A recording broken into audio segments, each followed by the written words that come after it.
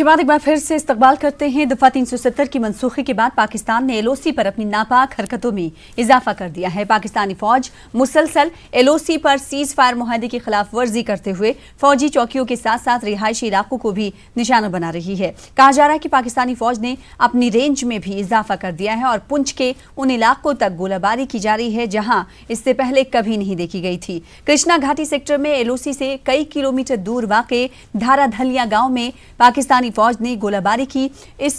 इस गोलाबारी में अशोक कुमार और संदीप कुमार नामी अफराद के मकानों और खेतों को नुकसान पहुंचा है। पाकिस्तानी इश्ताल अंगेजी से गांव वालों में खौफ हरास देखा जा रहा है। लोगों ने इलाके के बंकरों की तामीर करने की अपील की है। उधर राजौरी के सुंदरबनी सेक्टर में भी पाकिस्तानी फौज ने सीज फायर मुआहदे की खिलाफ वर्जी की है। फौज की जानिब से पाकिस्तानी इश्ताल अंगेजी का मुंह तोड़ जवाब भी दिया जा रहा है।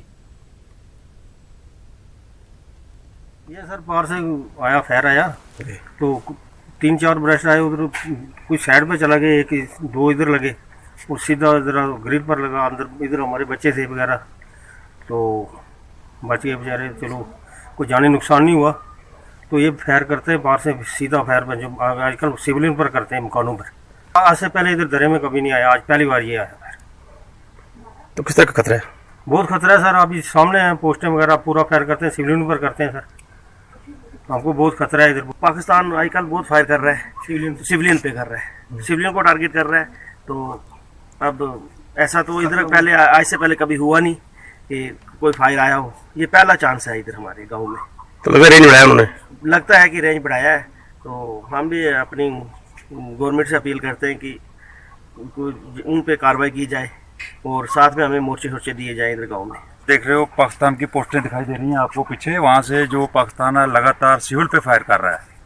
हमारे यहाँ आज तक कभी फायर नहीं आया। बहुत बार फायरिंग हुई, बॉर्डर पे होती रही, लेकिन यहाँ पर कभी नहीं आया। इस बार जो है उसने एकदम सिविल को हिट किया है। सिविल जनता पे फायरिंग कर रहा है और अंधाधुंध फायर आ रहा है हमारे ऊपर। आईजीपी जम्मू मुकेश सिंह ने राजौरी का दौरा किया और सिक्योरिटी सूरत हाल का जायजा लिया। आईजी ने कहा कि मखसूस जानकारी मिलने के बाद जम्मू खित्ते में हाई अलर्ट कर दिया गया है। ताहम उन्होंने कहा कि सिक्योरिटी फोर्सेस पूरी तरह चौकस हैं और किसी भी हालात से निपटने के लिए तैयार हैं। चाहे थे उसके बारे में हम पूरी तरह से तैयार हैं। किसी भी तरह की अनटूवर्ड इंसिडेंट को रोकने के लिए हम तैयार हैं और हम मुस्तैदी से अपने काम करें।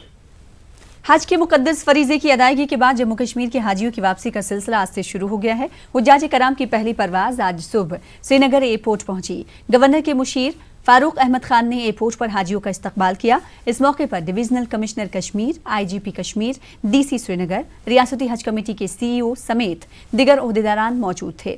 रवां साल जम्मू कश्मीर से तकरीबन 11,000 आज़मीन ने हज का फरीजा अंजाम दिया। रियासत के मौजूदा हालात को देखते हुए इंतजामिया की जानिब से हाजियों के लिए मुनासिब इंतजामात किए गए हैं। और अल्लाह का फजल करम है, सब ठीक है। कैसे इंतजाम किए गए थे? इंतजाम ठीक किया।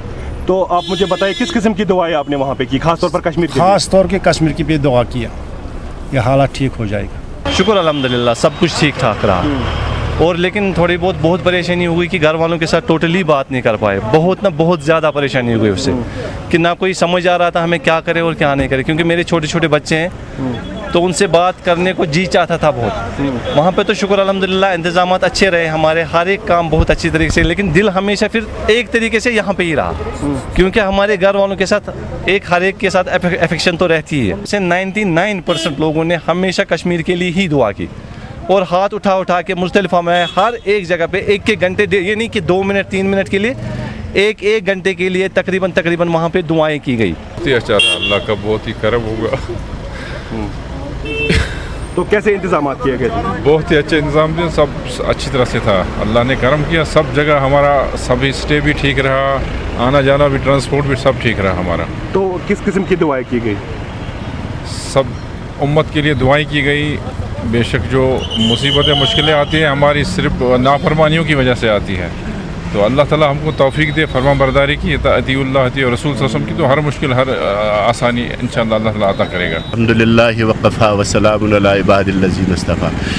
सठा असल रूद, फर्स्ट क्लास रूद, तो अरफातस मज रूद असल, मिनहस मज रूद असल, बुजदलिफास मज रूद असल, तो तवाफ ज़ियारत आव करना असल पॉइंट सठा शुक्र खुदायस कुन अल्हम्दुलिल्लाह। कश्मीर खतर क्या क्या दुआ आव करना? सा कश्मीर खतर आव करना कि ये गोस अमन अमान गसुन, ये गई सारी पन्निस ट्रैकस पे यान सारी, तो इंशाअल्लाह रहमान मुमकिन छु अल्लाह ताला बोझ तो दुआ सारी करना कश्मीर खतर तिकाज ये सारी परेशान हाल अमि परेशानी मज कड़न खुदा ताला अस जल्दी जल्दी तो जल्दी बस। इंतजाम सठा हाई क्लास इंतजाम बड़ फर्स्ट क्लास इंतजाम तो इंशाअल्लाह रहमान सोरे गो ठीक।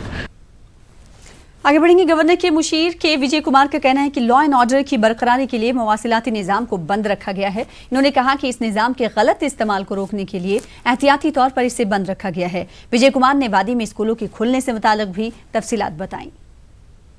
Many challenges we face are, one is militancy on one side, second is the turbulence which may ensue because of rumor mongering, that is fake news and social media and all.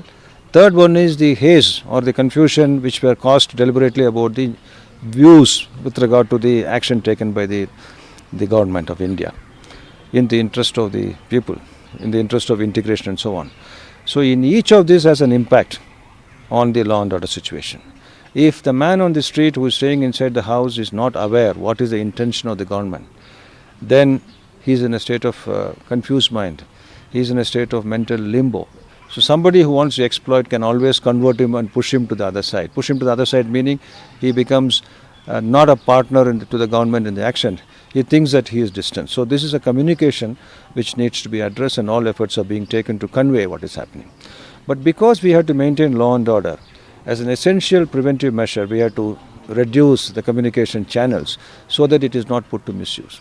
Because of certain perfidy and certain nefarious activities done from across the border, we have been little cautious in not suddenly opening up all the channel of communication. We are acutely aware of the inconvenience caused to the public, but this was an action taken consciously and on a calibrated measure to protect the public from unnecessary exposure to wrong news and what would have led to a digital mobilization, all sorts of things. So I want to make to the public very clear that this was taken in public interest after seeing what has happened in the previous past. We are also very keen that as soon as is possible we should open. We can't have indefinite closure, we are aware of that. But each day we are taking steps to see what all can be made more and more normal. So school children will have to move, so mobility is one thing. Second thing is the teachers will have to be available, for which teachers should be there. And third point is wherever security forces, I don't believe that any security forces anymore in these junior schools, wherever they were in one or two places they have been asked to adjust. So these are the three important adjustments as we are concerned. The fourth dimension to the whole thing is atmosphere of security that the local officers have been asked to provide. The security forces, both the JK police and the CAPFs, Central Armed Police Forces, and the army wherever they are working together in tandem to achieve the same. Kashmir news में खबरों का सिलसिला जारी रहेगा। रुकेंगे एक और break के लिए।